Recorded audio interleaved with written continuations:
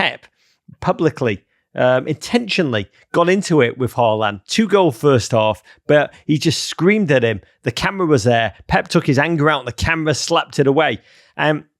He's taken a lot of crap for that, but he did that on purpose, right, David? That was partly the incessant search for perfection that 4 Pete's are made of, but also a public demonstration that he was making about the battle against complacency. He was walking up to the player that had starred for him and being like, that, just 2 goals, that was not good enough. From the Men in Blazers studios in the crap part of Bedford and from the crap part of the South Fork of Long Island, it's the Men in Blazers video podcast presented by the GFOPs at Camarena, the most awarded tequila. We back. Oh, like Sam Kerr. How you doing, Davo? I'm doing good. I feel a little bit drunk off Premier League football being back. It's like I haven't had a drink in a while, and I drank a lot this weekend. I feel good about it. The big question from great friend of the pod at Kevin Mack 9980, the other 998 whatever.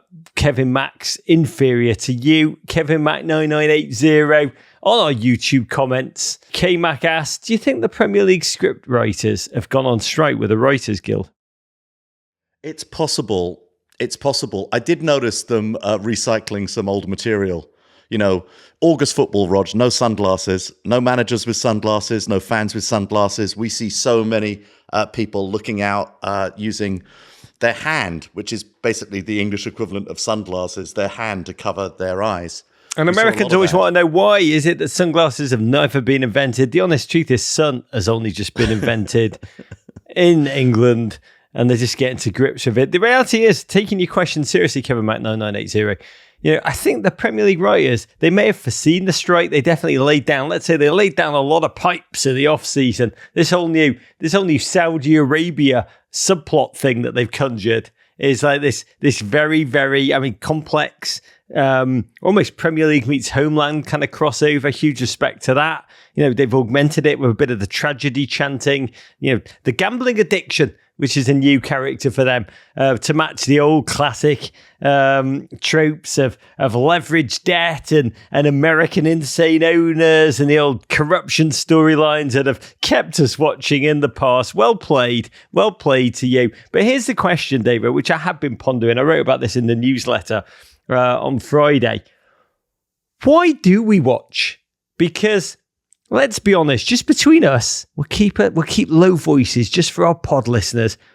Don't we already know that Manchester City are going to win this title by double-figure points? That Luton and Everton are going to be relegated? That the top 6 are going to be the same as last year, apart from maybe Chelsea back in it? What are we watching for? For like the emergence of new Robbies? Yeah, the 3 Robbies. I mean, look, I thought you were going to one of my favorite subjects. This is all a simulation, Roger. Everything is written. We have no free will. It's just an illusion. And putting that to one side, because as you know, that is my belief. We watch because there is always a gap between fan expectation and what ends up happening. With every team in the Premier League, except for maybe Manchester City, where the fans expect to win, and they almost certainly will win. But with every other team in the Premier League, there is a disconnect. There is some delta to where they feel comfortable as fans and where their team will absolutely put them. And I think that goes all the way from the top of the table to the bottom of the table, Roger. I say to you, you find comfort in just foretelling Everton's relegation because it means you're not disappointed when it happens, when in fact, you are going to be pretty inevitably in a death struggle for certain points of this season where you may get relegated, you may slip down into that zone, you may not. And so you're not comfortable in the area where you don't know what's going to be happening. You're much more comfortable if they're just down. Yeah, I mean, I was with you all the way, Davo, until he said the words death struggle, because death struggle implies that we have life. And anyone that watched that 90 minutes of dross at the weekend knows there is no life here. I've come to this position with football. That there's just no such thing as free will. We do not choose to watch. We watch because that's what we do. The teams do not choose to win. It is all predetermined. I've been reading a lot of Stoic poetry, Stoic philosophy over the summer break, and I use that word break almost ironically. And there's that Roman philosopher, the Stoic king Seneca, who I've really enjoyed reading. In fact, I would bet that were Seneca alive now, he'd be proper Everton, because he wrote this. He wrote, "Fate leads the willing and drags along the reluctant." And that joy of being dragged along reluctantly, that's why we watch, baby. Hate to tell you that, but Todd Burley just hijacked the Seneca move to Everton. He's come to Chelsea. He's on £250,000 a week. Yeah, he found out that he could amortize Seneca's salary over 2,000 years. Yeah, exactly. For the B, what? I can amortize it back to the BC era. Give that man whatever he wants. He speaks Latin. Yeah, it's great. No great for the one Latin amortizes like us. That's why we watch. Let's dive in, David. Okay, before we get to the football, Rog, and also Everton, let's go to Men in Blazers World Headquarters, where there's always at least 10 minutes of stoppage time added onto every project. Tomorrow, tonight at 3:45 a.m. Eastern Time, you are returning to Twitch with the great Sam Mewis. I'll be on a plane flying to Los Angeles. She has been just fantastic in this World Cup. You all will be live and dangerous at twitch.tv/Men in Blazers for the first World Cup semi-final, Spain versus Sweden. And then you'll be on AMP right afterwards, inevitably a 25-minute penalty shootout. I have to say, Rog, the Women's World Cup coverage has been just magnificent from Men in Blazers HQ. Yeah, it has been, and that's despite the fact that I am involved in it. I think it's been magnificent to experience. When you said tonight, tomorrow, the honest truth is, this Women's World Cup has destroyed the very notions of tonight and tomorrow. It's just bent time. Everything is blurred. I think it's been, and thank God the football has been just absolutely transcendent, because it humanly, if you have been following along, it's been quite the shattering these 3 a.m. kickoffs. They do you. I've got to say, but Sam Mewis and Becky Sauerbroom, the two of them who have twitched along, we had 580,000 people join us for the last Spain game, Spain-Netherlands. And it was, we had the second gentleman, Doug Emhoff, pop up. We had Michaela Schifrin pop up. We've had Eva Longoria, just nourishing, magnificent wonder. And Sam Mewis, her insight, a razor sharp, handsome mass wit, a love of cereal. Those two combinations together make these Twitches just feel like a total and utter joy. I always get off, when I click off, that moment when we're done, it's hard to do a Twitch and I go right into an AMP. It's like 5 hours of straight broadcasting. The moment I go off, I just feel better about life. And I will say, dear viewers, we hope you do too. Absolutely, Rog. You're going to run it back at 6 a.m. Wednesday for the big one, England versus Australia. Follow us at twitch.tv/Men in Blazers. Massive week ahead, Rog, but let's not get ahead of ourselves. Let's hit a toast first. I want to raise this first Bud Light of the day, if you catch my drift, of the season to the Women's World Cup semi-final between Australia and England that's charging towards us in the early hours of Wednesday morning. A clash really between two nations whose sporting rivalry, it's almost like that between Cain and Abel, and should lead to a true watershed moment for football, soccer in Australia, a country a bit like the United States, where, they're sports mad, but they're wedded to other sports. In their case, Aussie rules and rugby. But this Matildas team has just gripped the nation. It was magnificent to watch Australians watching their players, the Tillies, in that penalty shootout against France. The fantastic video, hundreds of TVs on an airplane, all turned into watch Courtney Vine take that winning kick with one arsehole stubbornly still tuned into Lord of the Rings. And yes, the Tillies have inspired the nation, a tenacious collective who've weathered that cruel injury to the now returned Sam Kerr, who has become the face of the game across Australia. And the English, your English, Davo, are European champions. They won that tournament with tactically, consistently breathtaking football. They've ground their way to the semi-finals this time with perseverance, with mental strength. This game, it's exactly what a truly delirious tournament needs to finally summit an epic clash. Whoever wins, ballads will be written about this game. and make this a true tournament of world wonder, a global eclipse, striking the entire planet for an entire month at the same time. I can't wait to Twitch this game with Sam Ewis and Becky Sauerbrunn to more. Yeah, and we should say Australia and England, a huge sporting rivalry, mainly existing from cricket, the Ashes, with legendary series between the two teams. A little bit in rugby, a bit in the Commonwealth Games, Rog. But yeah, both nations' newspapers are gearing up for this one, without a doubt. And I need to make clear, I'm totally neutral. Yeah, okay. Objective. Good. Just covering it. Just covering it as a fan of the sport. You've always been pro-kangaroo. Okay, I always do lean you love a kanga. You love a kanga. What's it? Who's the guy? What was the Australian TV series that we loved? Are you talking about Skippy the bush kangaroo? Oh yeah, Skippy the bush kangaroo. Just Google it, dear viewers. We're not going to go down a Skippy wormhole like we have in seasons past, but do yourself a favour. Just watch the opening credits of Skippy the bush kangaroo, and you will see why 6-7-year-old Rog was just a land I've never been to, has always been obsessed with Australia. But let's do football. Okay, to the football and yesterday's clash between two of our old Premier League friends, one of whom is being introduced with a new partner. That's right, Jurgen Klopp's Liverpool won, Mauricio Pochettino's new look Chelsea won. A blood and thunder winner gets Moises Caicedo affair played out at Stamford Bridge, and it was Liverpool who hit first in the 18th minute via Luis Diaz, who latched on to a Top Gun maverick heat-seeking ball from Mo Salah and finished smartly. It was the timeless Salah who appeared to put the visitors up 2-0, the most simple goal, only to have it VAR'd off for offside. But this is Uncle Grinter's Chelsea, Rog. They hit back in the 37th minute with summer signing from Monaco, Axel Disasi, stabbing in from inside, what I think we have to refer as the mixer. And so it ends 1-1. Terrific game. But take us back to the start, Roger. You said winner gets to keep Moises Caicedo. Probs knowing Todd Burley, they get to keep Romeo Lavia too. But Chelsea and Seneca. Yeah, and they'll probably take Mo Salah and possibly Trent. Just amortise them. Yeah, play along. You've always wanted to play alongside a stoic Roman philosopher, haven't you, lads? Now's the chance. Chelsea began a new era, the shiny Mauricio Pochettino era.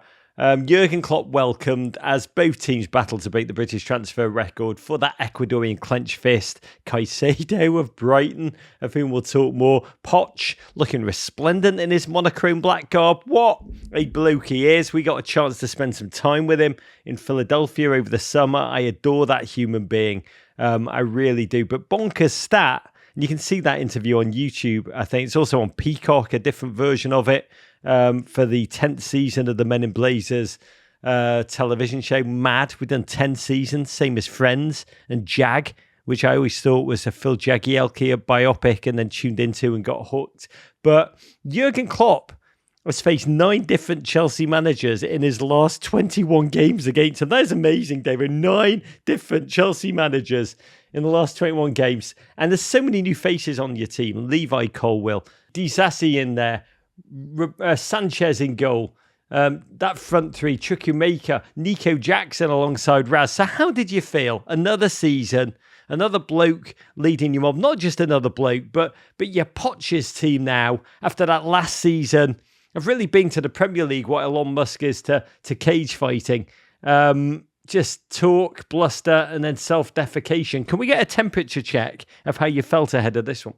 I mean, look, my expectation for Chelsea now has actually gone back to what it was 30 years ago, is I just want to be entertained. That's what I want. I'm looking for entertainment. I think our era of winning trophy after trophy after trophy in the Abramovich era is gone. I now just want to play exciting, entertaining football, which is what Chelsea were in the early years of the Premier League. You weren't expecting great finishes, but you were just seeing, entertaining, fluid, fashionable football. That's all I've really got to. And some of the new signings, some of the movement, some of the farewells, I felt were ushering in this era. Only 4 players started the game, Rog, as you mentioned, who played the final game of last Premier League season against Newcastle. And nearly all of those players who were playing again were playing in somewhat different tactical formation than they were last time, except for Thiago Silva, who's buttoning up the back. And so, yeah, I was cautiously optimistic. Of course, the entire NBC team took Liverpool to win it handily. I was hoping for a little bit more than that, and ultimately, I think ended up being quite pleasantly surprised.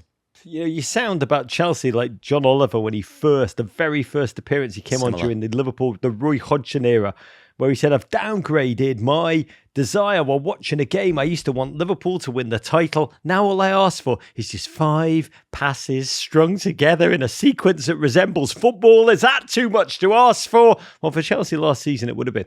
But in this new era, as we will see, there were moments of joy.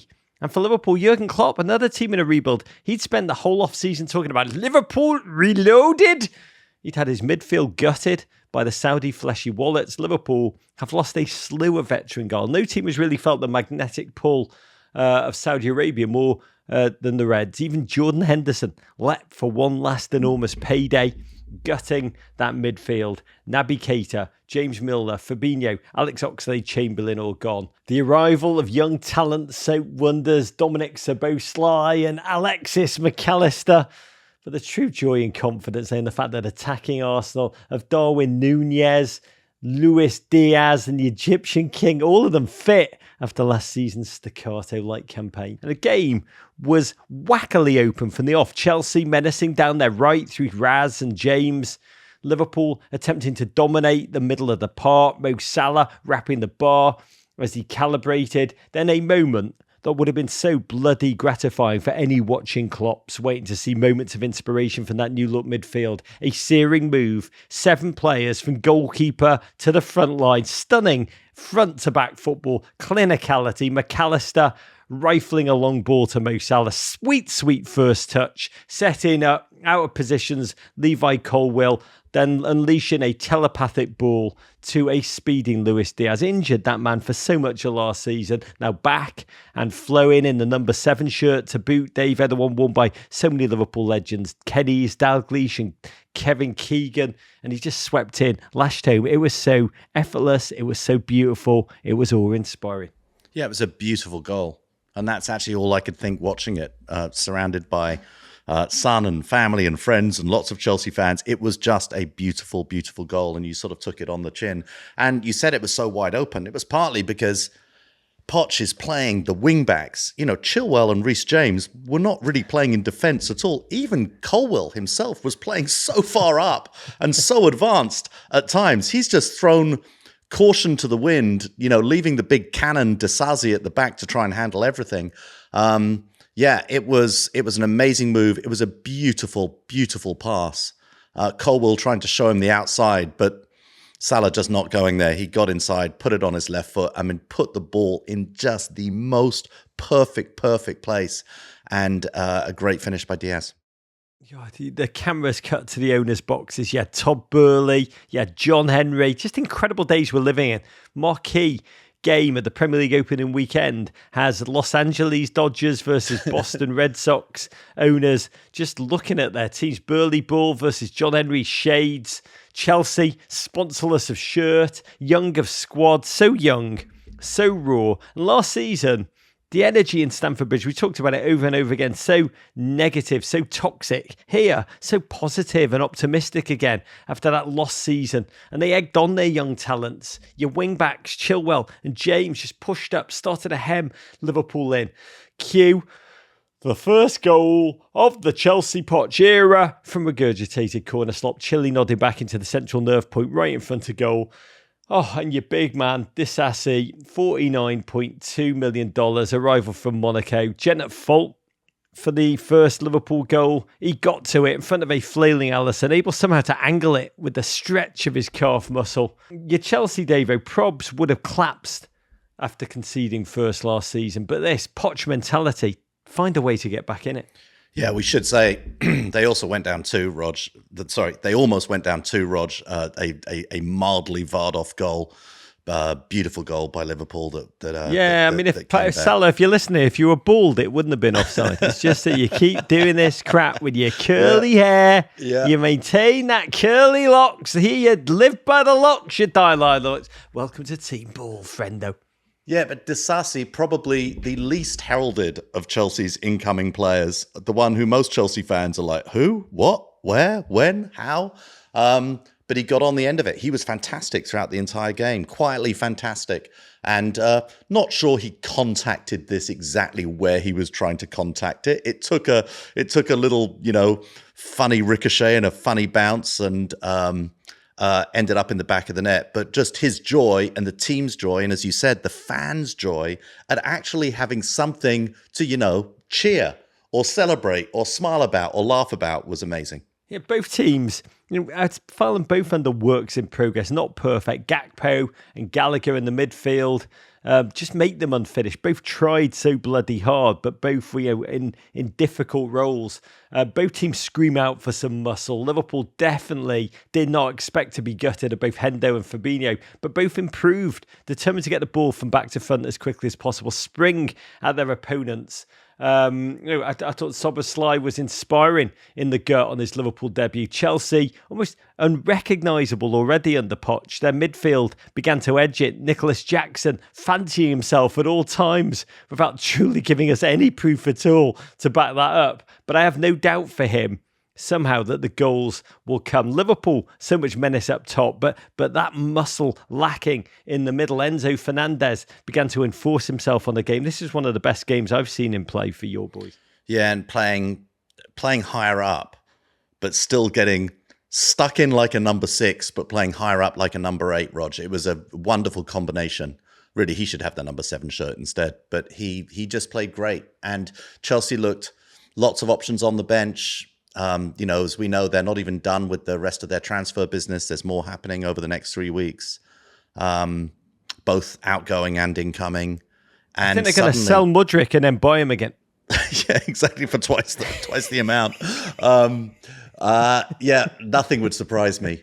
But there's certainly some hope there with Chelsea, just for one weekend, just to have a game, which didn't happen once last year, just a game with something to sort of, put a smile on your face, to cheer about. And, my nephews who were there just were blown away by the atmosphere and the fact that the fans sort of believed, and that the welcome that Pochettino was given at Chelsea. Remember, a place where there's some previous with Pochettino at Tottenham, the Battle of Stamford Bridge, which arguably cost Tottenham the title and cost Chelsea players half of their knees, in that Leicester winning title season.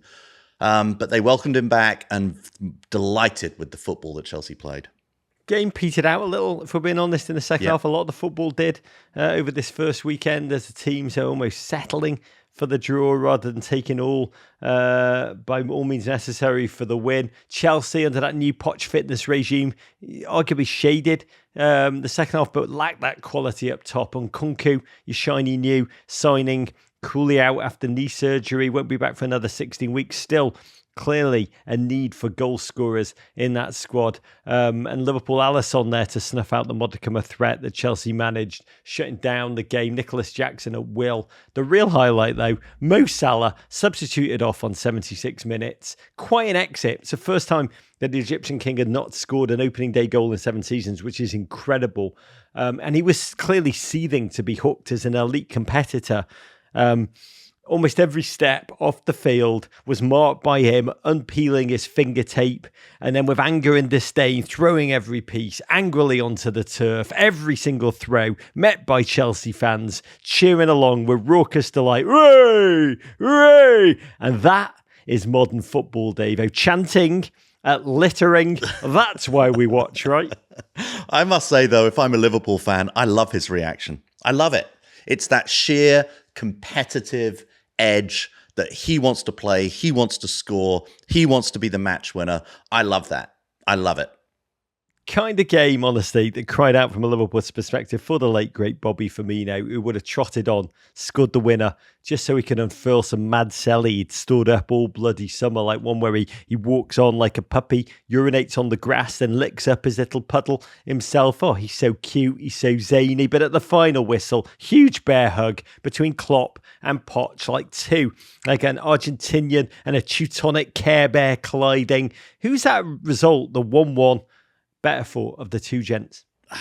In the short term, I think it's better for Chelsea, Rog. I think it's better for Pochettino.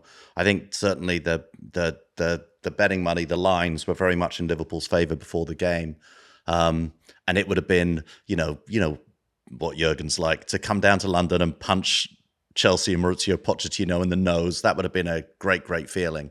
But ultimately, as you said in your sit down, as he said in his sit down interview with you, Rog, like he knows he's got to win.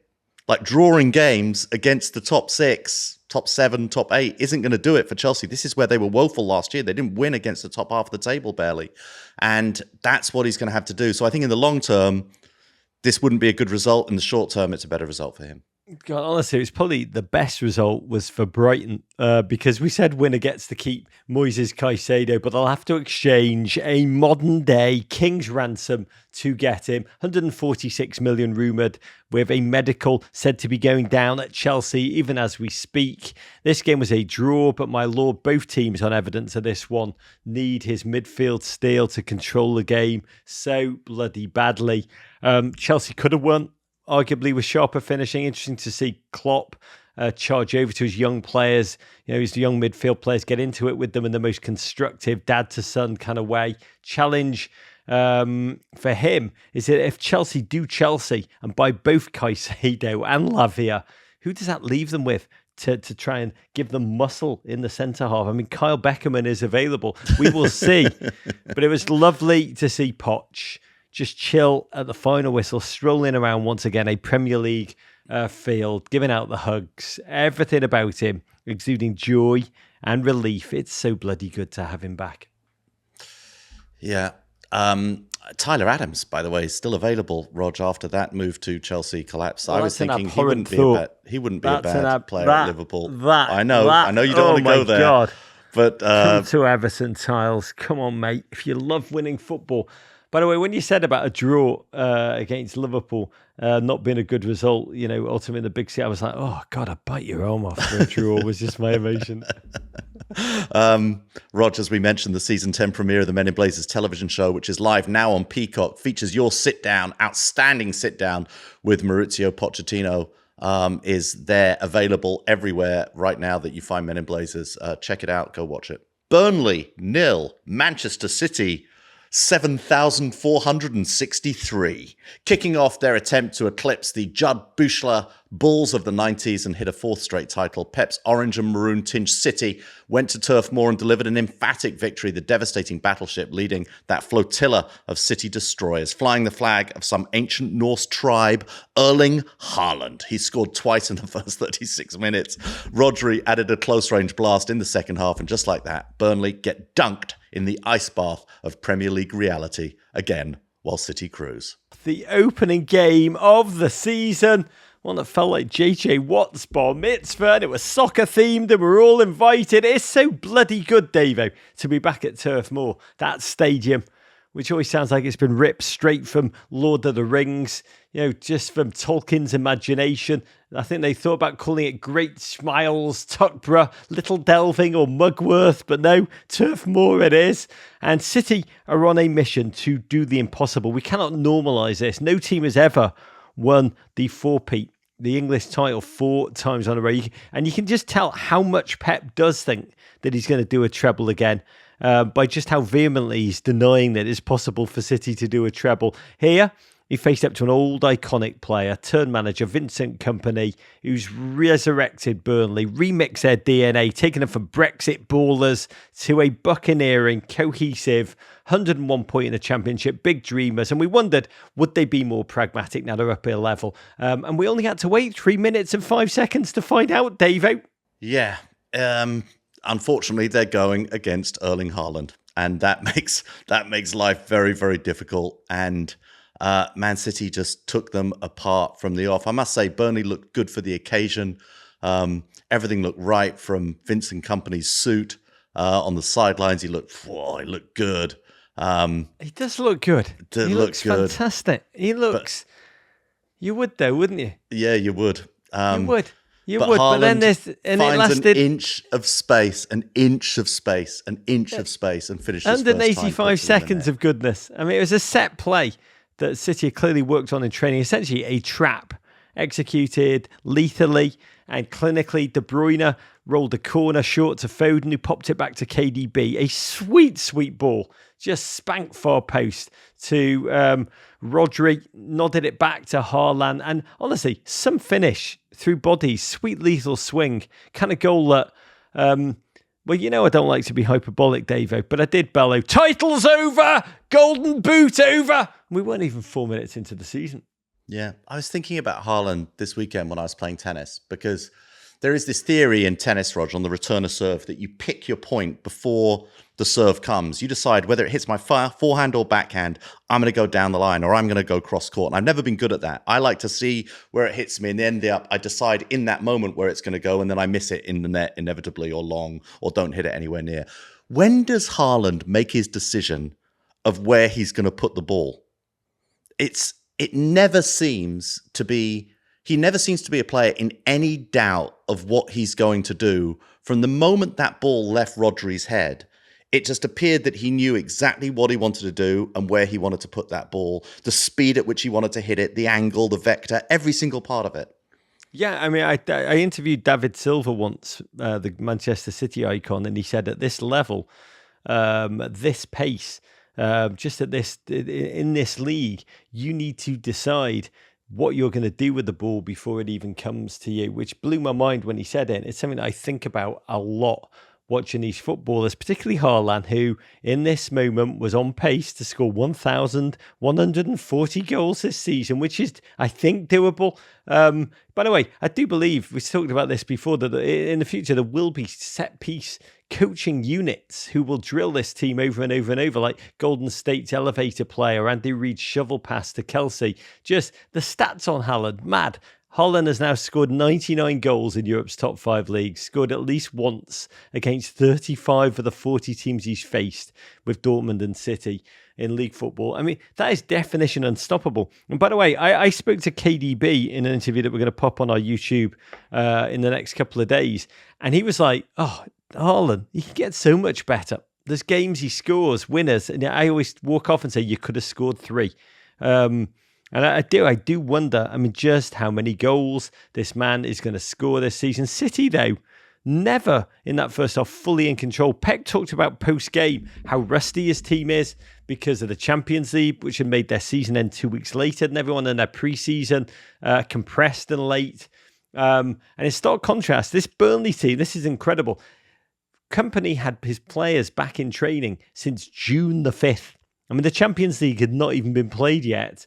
And Burnley were able to threaten through their invention, through their courage of Foster. The 18-year-old Luca Coliishu, incredible story, born in Norwalk, Connecticut to a Nigerian father, Italian-Canadian mother, played for Trumbull United and Manhattan Kickers before moving to Europe, represents Italy at the youth level. Get on it, Berhalter. Go and get yourself over to Turf Moor. Get a Burnley Starbucks mug in the process. He was fantastic to watch. But your City, Davo, missing John Stones, out after feeling, quote, a little bit of something in the adductor.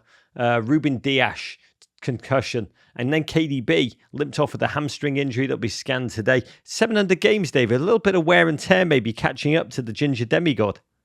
Yeah, absolutely. And KDB, a massive loss. And yet, on trots, Mateo Kovacic, and you see why they bought him. Not a bad sub to bring on for KDB into the middle of the park. And that's what is terrifying about this team, the interchangeable pieces of their squad. I'm not saying that Kovacic is at KDB level, but a pretty good buy. Amazing. Maybe the buy of the off-season, frankly, taking him on sale from Chelsea. I'm fascinated to watch what Pep actually does with him, because he went out and got him early. And it's a bold move selling to Manchester City, a player like that. But the commentator was just saying how good Burnley were looking and how rusty Manchester City were when, of course, City went and scored. Their game plan just seemed to be, let's overload the attack. Let's find the player who has a one-on-one in isolation, almost like an NBA team, knowing that there'll always be someone lethal, relatively undefended, who can use their quality and allow them to whir into life. And in this one, the pieces suddenly clicked. Foden released Walker cut back, Pep style to Alvarez, dished it off to Erling. I mean, this was the moment when what you said, he did, David. I mean, he was ready. He was waiting. He was poised to unleash. His body control, David. It was like watching a step back 3 and then just smiting the ball with power, with arc and poise. Hello, I've been expecting you. You must have loved that. Yeah, the second goal, to your point earlier, was even better than the first goal. And the first goal was outstanding. That Foden move, he goes with his back to goal, sucks in two Burnley defenders who in the Championship, that would have worked, but then he just releases Walker on the overlap. And it was just, you were like, no, screaming at the Burnley defense on through the screen. But a fantastic, just that finish, how quickly he made that decision and put it, an off the underside of the crossbar, just looks so good on television when you score like that. And 2-0. And then City. he walked away with after making something terrifyingly difficult look so bloody easy. He had this kind of weird smirk on his face that I've only seen in the Bourne Identity when they introduce a new assassin, a expert in wet work who's just kind of smiling after an incredible kill. And just darkness is about to descend for Jason Bourne. That smirk was proper. It's the last thing you see before you die. Haaland, I think he touched the ball something like 9 times total in that first half. Scored twice. Fascinating, actually, in the halftime whistle. Players were walking off the field, and Pep publicly, intentionally got into it with Haaland. 2-goal first half, but he just screamed at him. The camera was there. Pep took his anger out on the camera, slapped it away. He's taken a lot of crap for that, but he did that on purpose, right, David? That was a partly the incessant search for perfection that 4 Peats are made of, but also a public demonstration that he was making about the battle against complacency. He was walking up to the player that had starred for him and being like, that, just 2 goals, that was not good enough. He's not a Steadicam guy, Rog. I know a lot of multi-camera directors who are like this. They don't like a Steadicam. They'll take a handheld. They'll take a fixed camera. They don't want the Steadicam because it always gets in the middle of the action when you don't want it to. And he shooed away that Steadicam with bravado, getting into Haaland's face. Haaland said post-game, he totally got it, totally understood it. That's what he wants from his manager. That very direct conversation. Wonderful. Yeah, I actually asked KDB about what happens when he and Pep shout at each other on the sideline, and it's really, I'm not going to spoil it. It's in the YouTube interview. It's very funny and very amazing, their relationship with that madman. Second half, City kind of knocked the ball, wrapped it around the field. Burnley, at times, were just denied a touch. Almost like basketball before the invention of the shot clock, or how I imagine it. Really effortless. Rodri picked up a 3rd goal. Too early in the season to make any deep conclusions about Burnley on the basis of one game against these complete and utter monsters. They now play Villa, Tottenham and Forest. Let's come to some knee-jerk conclusions after that. They've City cruising, and they've got Grealish, Stones and Dias still to come back. Yeah, City look really, really good. You'd be a madman to bet against them winning another Premier League title. And by the way, just winning a Premier League would be a disappointment for them this season after they won everything last year. Okay. Talking of which. Yes, Arsenal 2, Nottingham Forest 1. Last year's title aspirants host the Tricky Trees and pick up where they left off as one of the most buccaneering, skill-kissed collectives in English football. They started the scoring in the 26th minute when Gabby Martinelli hit a spin move that would have made Barry Sanders proud before the ball broke to Eddie Nketiah, who slotted one past the keeper. Bukayo Saka added a second just 6 minutes later with an absolute banger from long range. What a start to the season for him. Forest pulled one back late on, but in the end, it meant little more than a few extra greys in Mickey Arteta's hair helmet. Arsenal off to a winning start. Yes, and Arsenal now playing under the expectation and pressure from day one, which Arteta acknowledges a new reality. $271 million spent to put the team that came second over the top first this season. That adds to the pressure.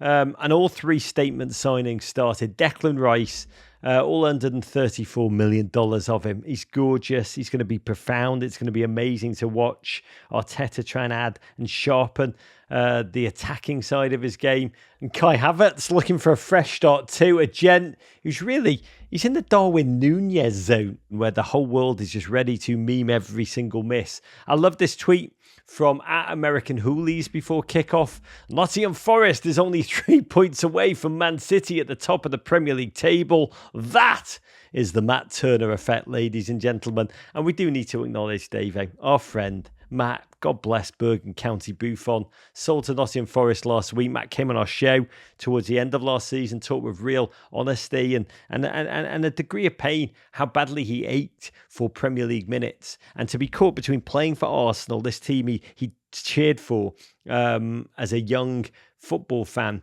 Everyone said, God, your Premier League dream is about as realistic as Roger Bennett's. He'd made it true.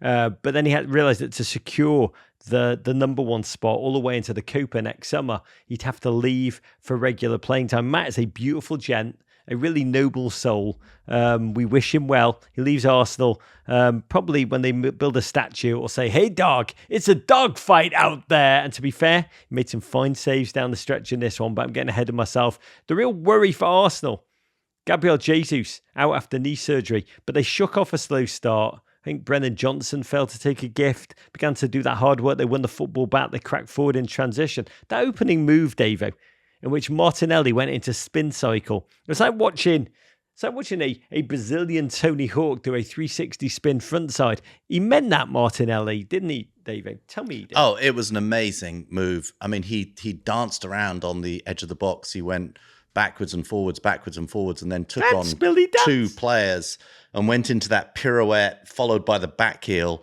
to find Nketiah, who, to be fair, still had a bit of work to do.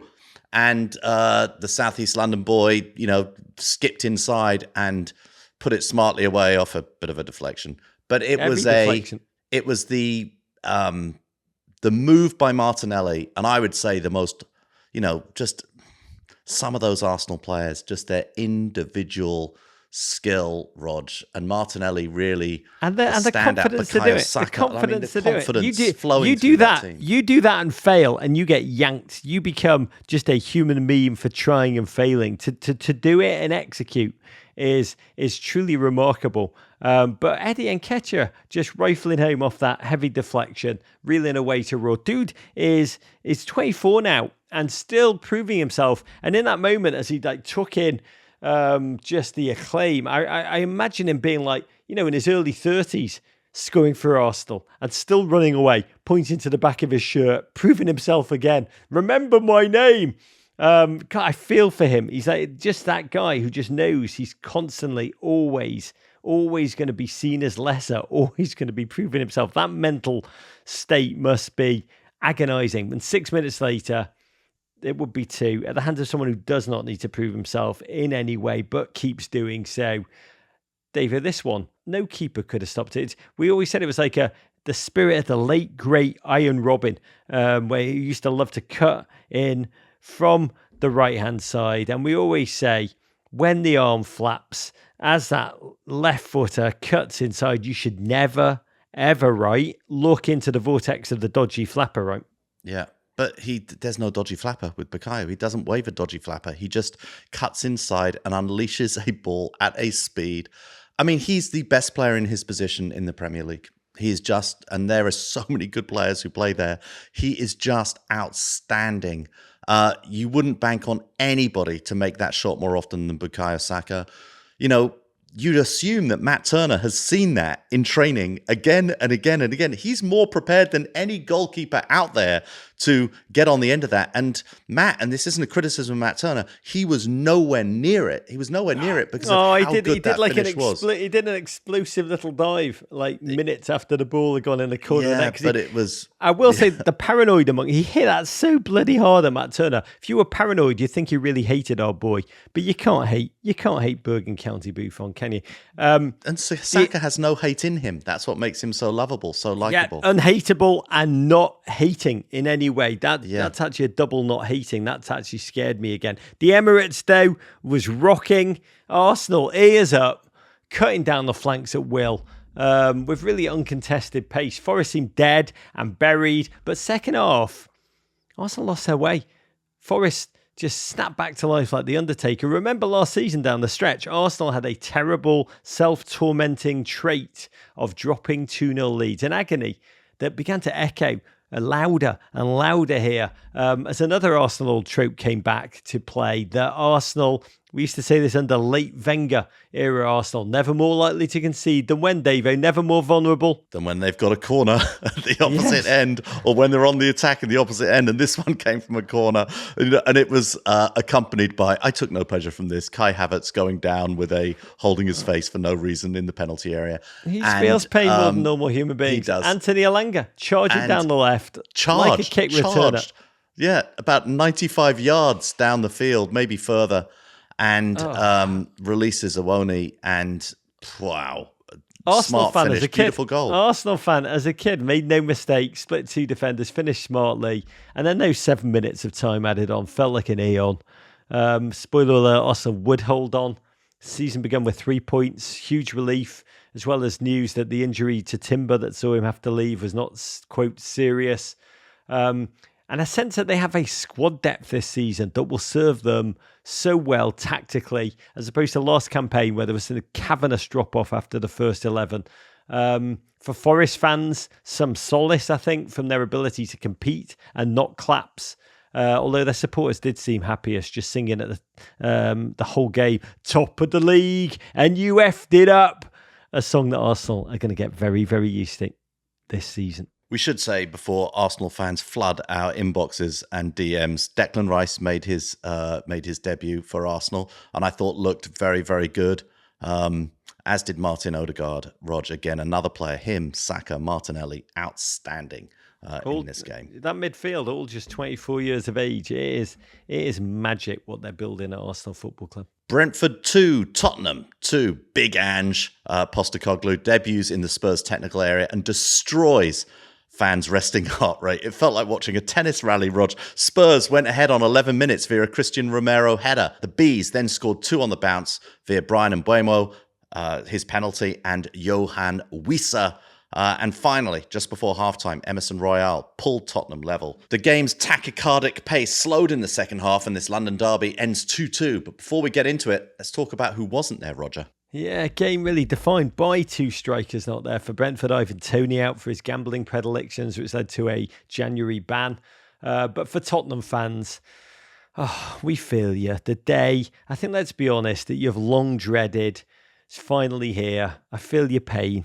Harry Kane, finally gone for $100 million plus to Bayern Munich. Look on the bright side.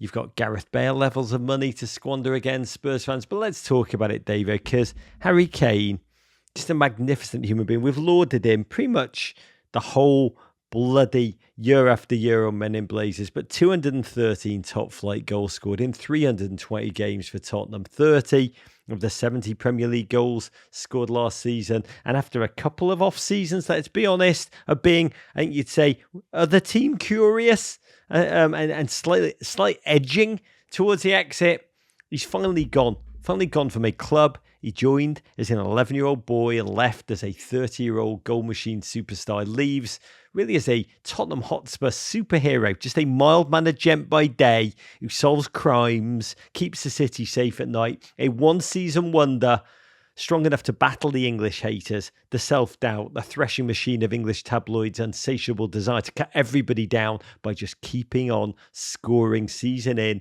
season out. I've said this a couple of times on the Amps. I once asked Harry how he had the ability, like all elite scorers, to seem to make it look like when he's in the box, he could make it look like the ball was coming to him. And he thought for a moment and then just said, I don't know, really.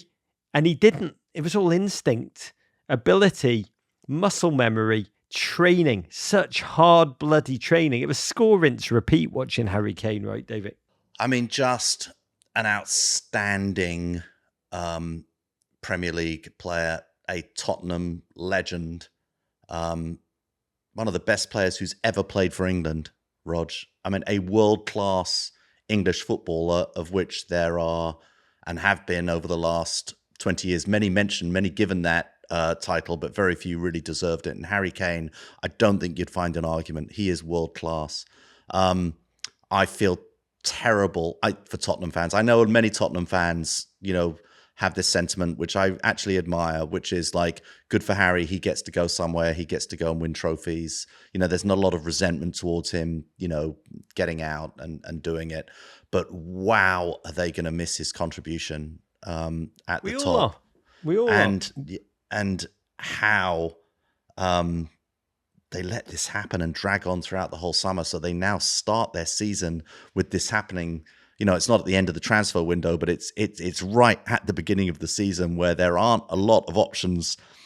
At the best of times, there aren't a lot of options to replace a player like Harry Kane. But right now, just Richarlison up there, it's going to be very, very tough for Tottenham. In The Guardian, they wrote beautifully. I think it was a journalist who's a fan, wrote that he's 30, probably has 3 or 4 years left at his peak. During his lifelong career at Spurs, apart from a few loan spells, he was won precisely nothing. Tottenham have won 1 League Cup this century. We like to think we're a big club. We now have the stadium of a big club, but we're run by a board with a not-so-big club mentality. And look, when you think about Harry Kane, all of us have been at work in environments where we just need a fresh start. And that is Kane. He's a gent also who idolises Tom Brady. This is fascinating to me and wants to follow his path of maximising every single moment of an extended career by giving his complete self to it. Albeit he's followed his path without the winning so far. And I understand it. And he's got to buy in Munich, not Birmingham, we should say. As you say, Daniel Levy, dealing Kane so late does leave Spurs pre-season plans self-inflictedly turbulent and chaotic. But huge respect to Kane for not going to another English club and making sure that in England he remains a one-man, one-team gent. It's incredible to me that bloke who was on the cusp of breaking the all-time Premier League scoring record would just decamp. A bit like if Pete Rose decided to go to Japan when the hit record was in his sights. But I understand elite competitors want to win things, leagues, Champions League. But man, watching him come on in the German Super Cup at the weekend, getting his debut as they were thrashed by Leipzig, it did cross my mind, Davo. Just imagine Bayern bottling the league this season. Oh, God. That's darkness. Don't even utter that into existence, Roger.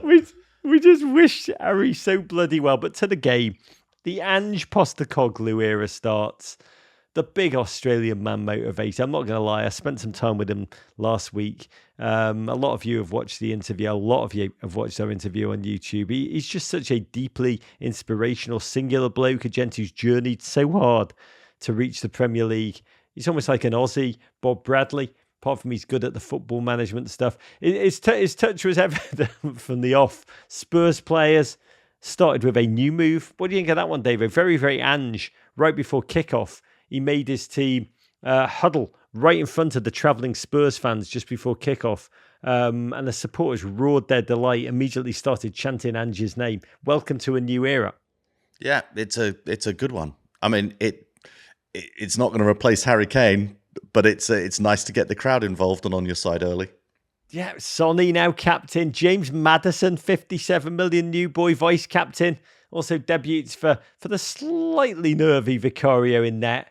Adogi at left back. Mickey van der Ven centre back. Whole new brave Tottenham. And they began by playing Ange ball, playing right out the back, knocking that ball in their own area as if they were in their opponents. Michael, it was like watching human beings juggle grenades with the pins out. I couldn't watch. I'm not a Tottenham fan. Richarlison, 1 goal all last season, and Harry Kane, big shoes to fill role. God bless. And Ange has always says it repeatedly, the first month as the players adjust to my vision, my buccaneering vision of football, is always very shaky. It's going to be turbulent. It's going to be bad results. But they got their reward early. Suddenly, the immense Basuma quarterbacking everything going forward. James Maddison, such a player of flourish creatively. And it was from a Maddison handsome free kick. Is there any other kind? Whipped in. Does Richarlison get an assist for pushing his own teammate, Romero, right into the ball to head home? His concussed teammate right into the ball to head home from close range, David. Yeah, it's an arch Richarlison move. Wow, what a ball in from Maddison. Romero, who, the ensuing drama will reveal, already suffering from a concussion issue he's had at the back with a clash of heads, but went bravely to the ball, headed it in. After a VAR check, it stood. An absolutely brilliant free kick and goal. Oh, Brentford, though, are capable of playing their own flowing brand of football. and Burmo and Wieser filling in up top, a duo replacing Tony by committee. They responded well. Jensen charged down the flank. Sonny unluckily hustling back to cover. I thought a tad overzealous. They just caught him. Wouldn't have been really given by the naked eye, but VAR, 100%. And then Burmo doing a Tony tribute penalty. Hop, skip past Vicario. And it would soon be 2.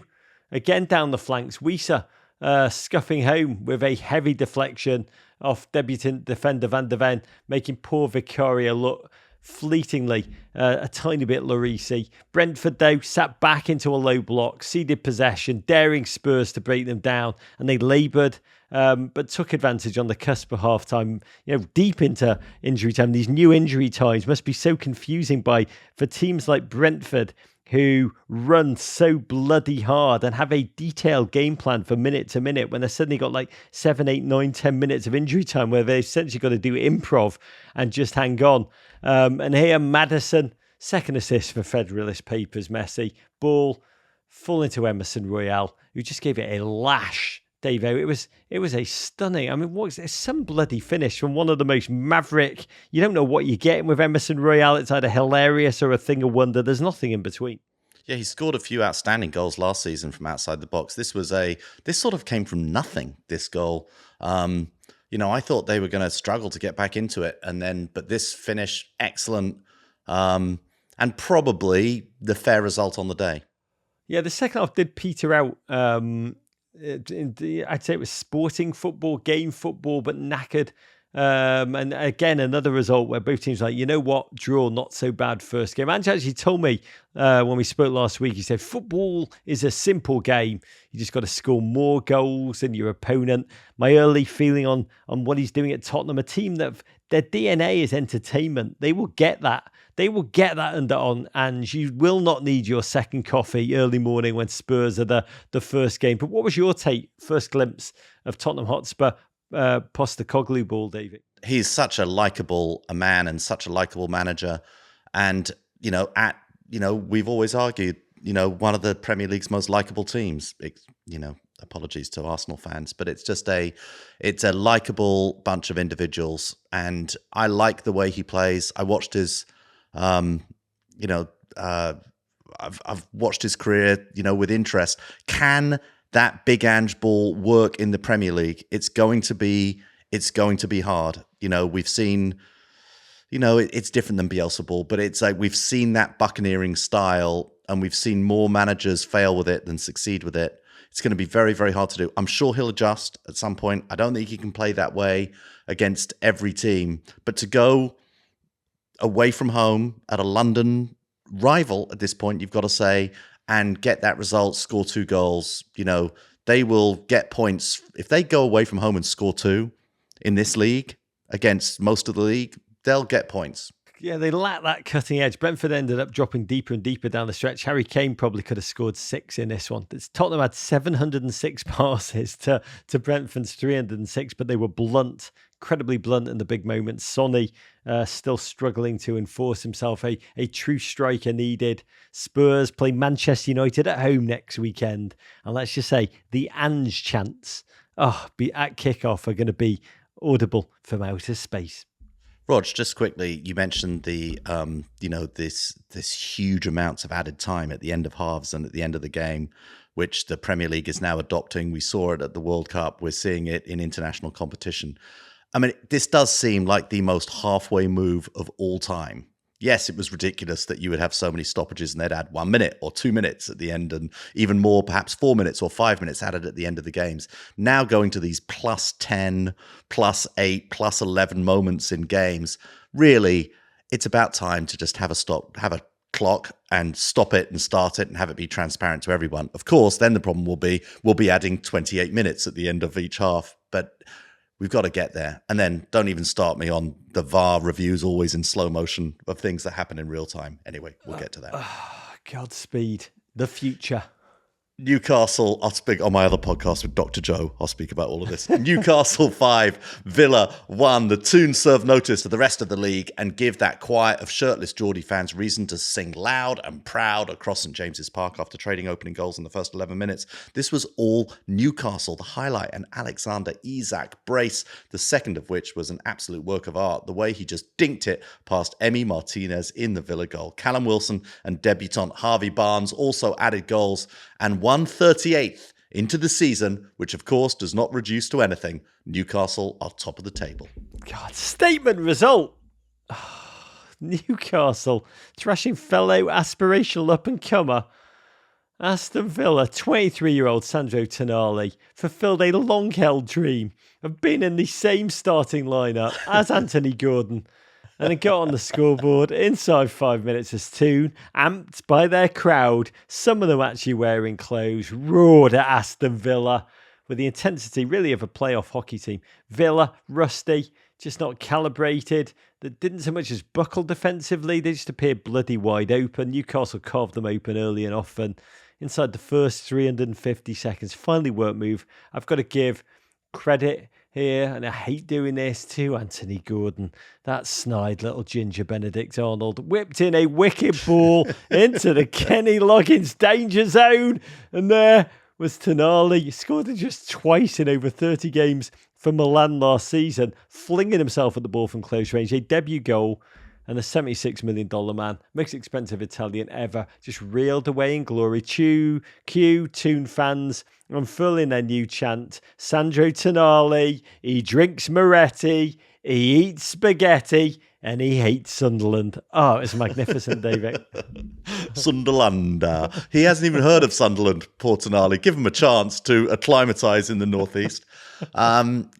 Great goal for the former AC Milan midfielder. And a Newcastle. I mean, the opening of the game, I thought it was pretty even. You know, they were going back and forth, but Newcastle just found a way to pull away. Yeah, I mean, Villa at first were like a great boxer taking a punch on the chin. They briefly came alive, responded by working the ball down the left within 6 minutes. Ollie Watkins flicked it in, fell right to their debutant, Moussa Diaby, that blur of pace, who became the most expensive Aston Villa player ever when he came from Leverkusen for 67 million. He did look tasty. But Newcastle, that midfield, Tonali, Guimaraes, Joe Linton, just, I think, can go toe-to-toe with any in the league. They have such tactical flexibility, such menace, such intelligence. And they just took over the game. It felt like every time Newcastle got in touch with Villa's ever higher defensive line, it just crumbled, especially after poor Tyrone Mings limped off with a season-ending ACL injury. That man is a great man who has had no luck. Newcastle just broke at will. The pick of the goals, as you say, Konsa having his pocket pinched by Isak, who just unfurled a deliciously teasing, tingling chip. It was just a impudent finish. Harvey Barnes, also deliriously cameo, scored on his league debut for Newcastle. True Geordie joy on this day. St James's Park reverberating to the song of "We're going to win the league." But there are games to come, David. Man City, Liverpool, Brighton, some gauntlet. So we should probably check in then. One quick note, another new Premier League rule in place this season. Managers no longer allowed to be joined by their coaching staff in the technical areas, Davo, which does feel particularly targeted at Newcastle, because you remember from last season, the team has Eddie Howe, yes, their manager, but also alongside him permanently last season was his swollen, sunbed-loving, spotlight-hogging assistant, Jason Tindall. Became a running joke about how Jason Tindall thought he was the coach, but now he must eat pine. It must kill him. Don't you think it must kill him, Davo, to just suddenly be reduced like from stardom to just being like an average nobody? He gets to live out the rest of his life like a schnook. Yeah, it's going to be tough. It's going to affect some managers more than other. All of Jurgen Klopp's lookalikes on his bench, who they might be able to sneak in there and pretend to be Jurgen Klopp and still get in the technical area. But it is definitely going to affect some teams more than others. I pity, by the way, whoever plays Aston Villa next after that humiliation. Check that already. It's Everton. Checks notes. It's Everton. Oh, we're a gift. We're a cure for whatever ails you, lads. Yeah. Absolutely. Brighton 4, Luton 1. One of this season's Cinderella stories finds seagull droppings in her glass slipper in the opening scene. This one was 100% Fatboy Slim with goals from Solly March, Brazilian new boy, João Pedro, Ivorian debutante, Simone Adingra, and that Irish battering ram Evan Ferguson. Luton did, however, earn their first ever Premier League goal with an 83rd minute Carlton Morris penalty. Sadly, no more victories in the Premier League, Rog. Yeah, Luton Town. The Hatters, one of the most remarkable stories in modern football. A minnow who had defined the truth that economics is linked to glory. Back in the top light after 31 years in exile. A team who a decade ago were kicking off their fourth season in the depths of the National League. That's where Wrexham just emerged from. You know, their squad, when they were promoted, I think cost $6 million total to assemble. They're the first team to go from the top flight all the way down and then all the way back up again. They have a 29-year-old midfielder, Pele Panzu, who became officially the first player to go from non-league football to the Premier League with the same club. Amazing to watch him, tenacity in football boots. This season, I think it's really a free hit for them.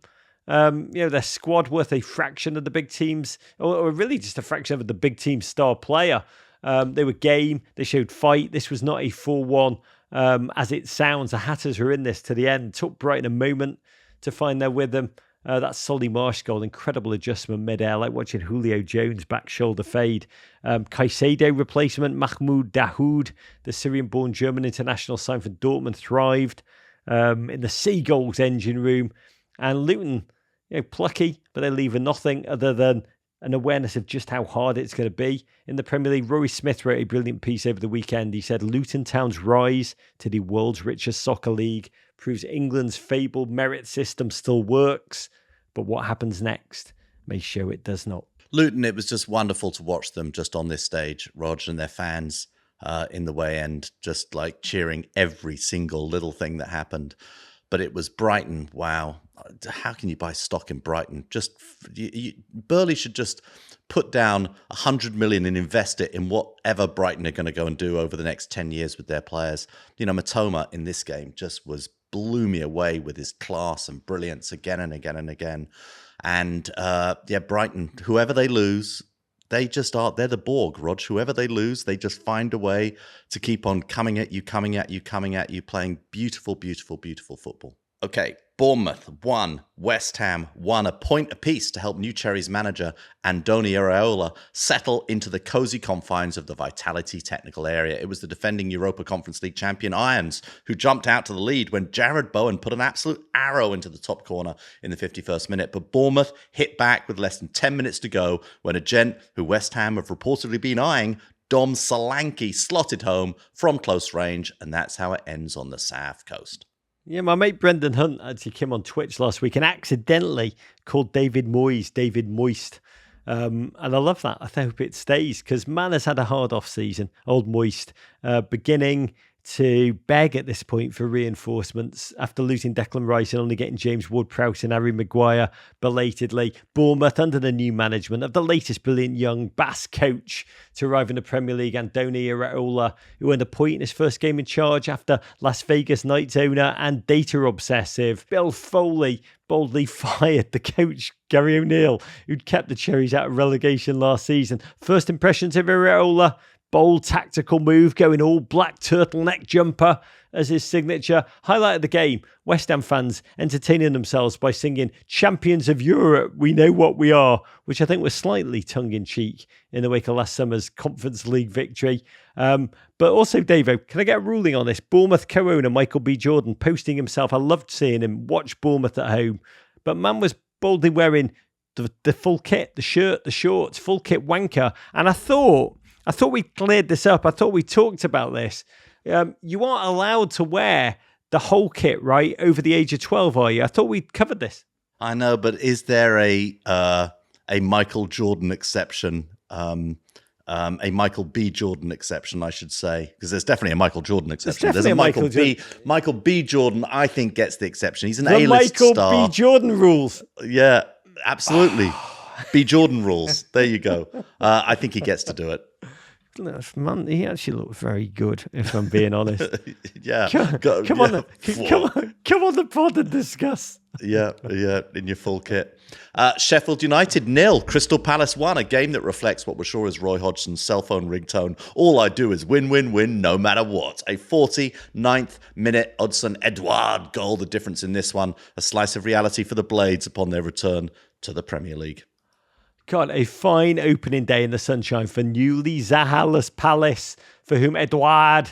New season, new chance to show there's a really good player in there. Newly promoted Sheffield United. They showed some fight in the sun, but not as much as Roy Hodgson, 76-year-old Roy Hodgson on the sideline when 26-year-old Maxo, 50 years Roy had on him, ran into Hodgson accidentally on purpose. And just for Roy, muscle memory just kicked in. Roy, quote, fully backed himself. I mean, God, if there was a pool cue or a glass for him to smash and just square it, he squared up. It was like watching a Croydon Tydomi come to life. He was just like, let's go. And Davo, it was magnificent to see Roy Hodgson, that old junkyard dog. I actually believed, Davo, for a moment, Roy thought, for a second, he thought he was back in the Blitz and it was down to him and him alone to fight off Jerry.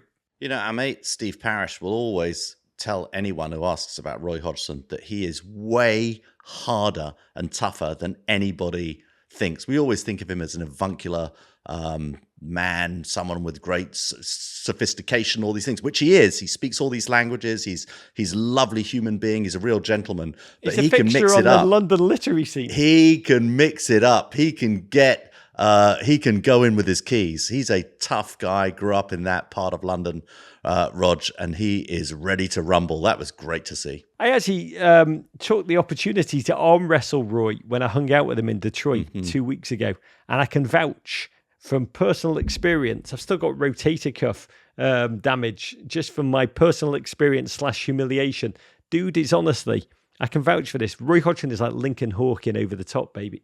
And it turns out Roy Hodgson is not only winning that arm wrestling match with Father Time Rog, he's also he's also holding the curse of Rog at bay, because your sit-down interview with him is the next episode of the Men in Blazers show, airing next Monday on Peacock, where you can see new episodes of our show as well as the past 2 seasons. Okay, now to a game coming up right about the time this pod is released. Manchester United versus Wolves. Rog, what are you watching? What are you looking for heading into this one? Oh, I'll just say, Wolves, who courted Lopetegui for what seemed like forever, and then have lost him in the off-season. He's just up and gone.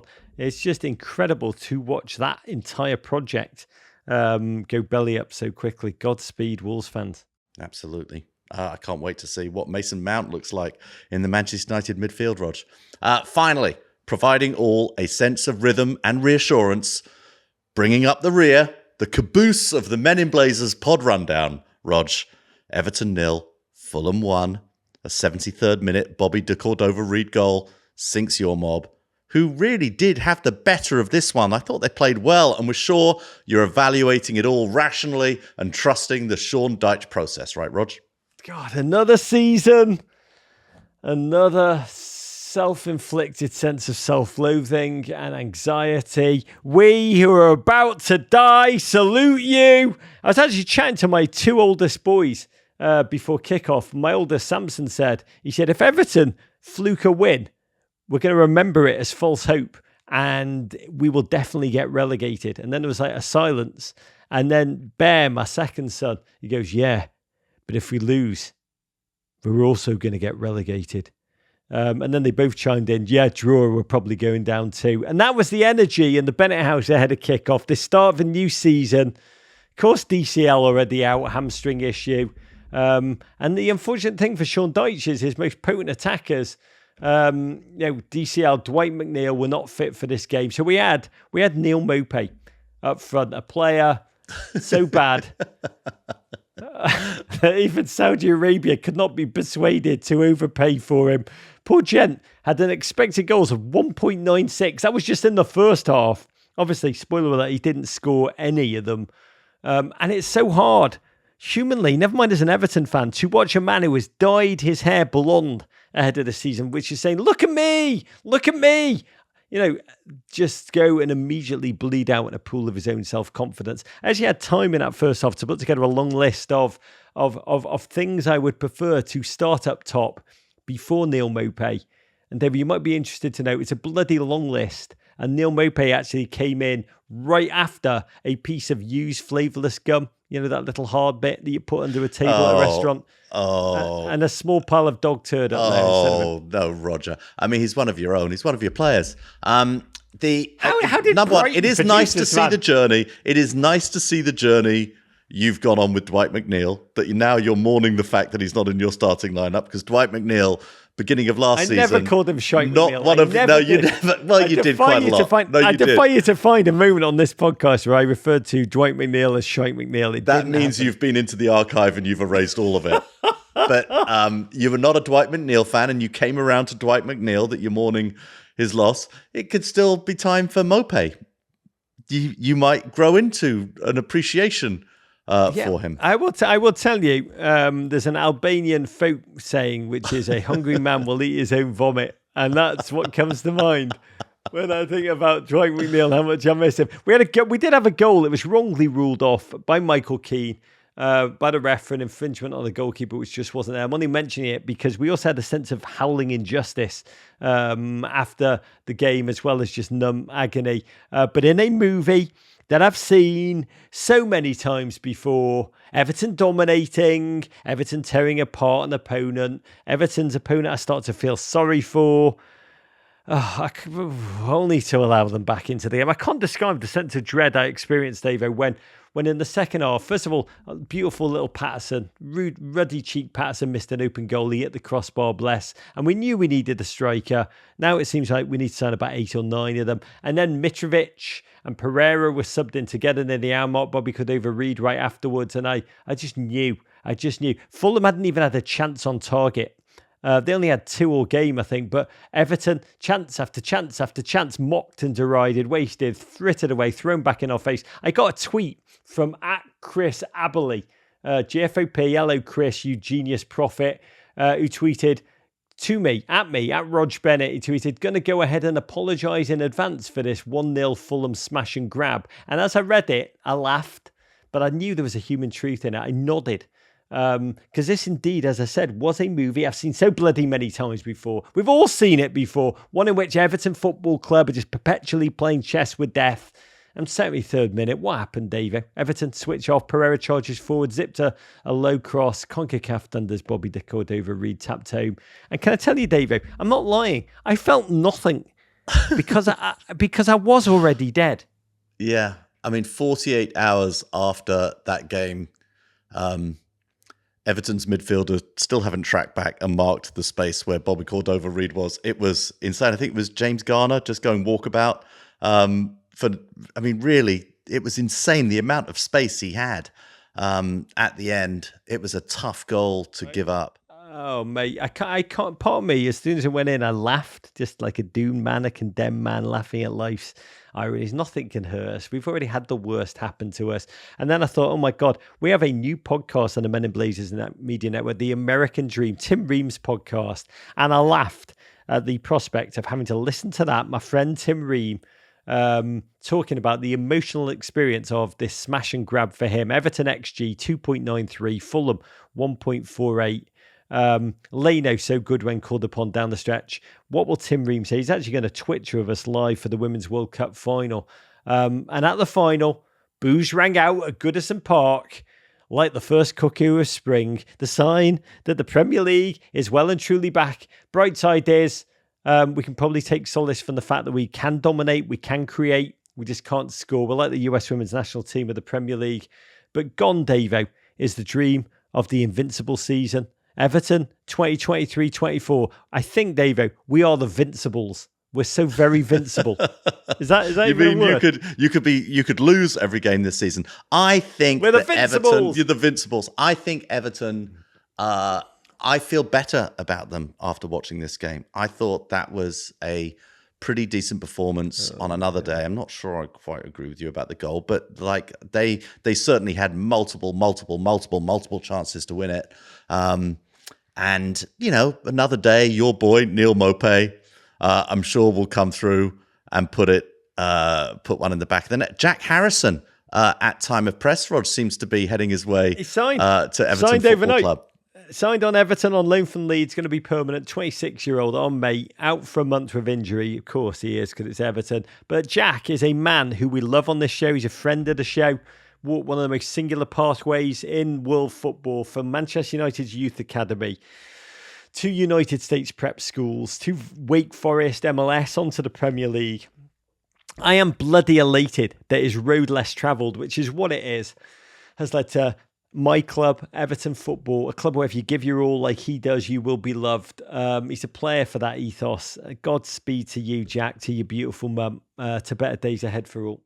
Yeah, feels like a very, very good signing for your club, Rog. Okay, before we go, a quick reminder about everything we've got happening at Men in Blazers this week, powered by Bud Light, easy to drink, easy to enjoy. You and Sam Mewis are on Twitch the next 2 days, 3:40 a.m. Eastern time.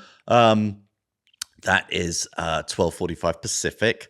That's tonight, Tuesday, and 5:45 a.m. Eastern time, Wednesday, for both of those World Cup semi-finals. And if that's not enough Men in Blazers for you, check out our YouTube channel. Just search us on YouTube this week. Also, we've got interviews with Kevin De Bruyne, Sean Dyche, and a brand new episode of This Week in the Messyverse, your digital series about all things Miami GOAT. Go to YouTube and subscribe. Oh, and let's end, Davo, with a final shot of Jägermeister, this bolt of human emotion in a shot glass to Tom Brady, who rolled into a Birmingham pub ahead of Saturday's Birmingham City Leeds United match, as if he's always down the boozer, mingling with locals, before taking in the game at St Andrews, where he's just become co-owner. Dude, it has to be said, looks ever more like Val Kilmer. But he got to see a Dubs too. And we are living in incredible days in which JJ Watt is at Burnley as co-owner, where Olivia Rodrigo was at Chelsea, and the American sporting and entertainment megaphone is ever more welding itself to the league we love. And beyond, it can only be a matter of days, Davo, before Johnny Manziel announces he's become co-owner of Everton, right? Yeah, that will be the final chapter of that Netflix documentary. We will see. In Brian Bosworth and Ryan Leaf just put together a little investor group. Yeah, that was a very sad end to that toast. Anyway, there you go. You can follow us on Twitter at Men in Blazers, at Embassy Davies, at Rog Bennett, on Instagram at Men in Blazers, at Embassy Davies, on Facebook. We're the Men in Blazers, twitch.tv/Men in Blazers. Also our TikTok, look for it at Men in Blazers this weekend. We've got one of our favorite fan celebrations up on that platform from the Newcastle game. And yes, the gentleman in question is, of course, shirtless. Head to TikTok to follow at Men in Blazers. Check it out. You can always email meninblazers@gmail.com. We love and cherish getting your emails. Venderpunk, Rog. War Pig. Was that a Rabona? I like snacks. Balls win. Take that, Gloria. Balls lose. To Tweed. Abrigado, rock on, mate. Kung Fu Fight in America. Love you, Davo. Love you, Rog. And what have we learned so far? Man City have won the title. Luton and Everton relegated. What else is still to play for? Listen to the full version of this podcast and all our podcasts wherever you get your pods. But first, subscribe here for more Men in Blazers videos and courage.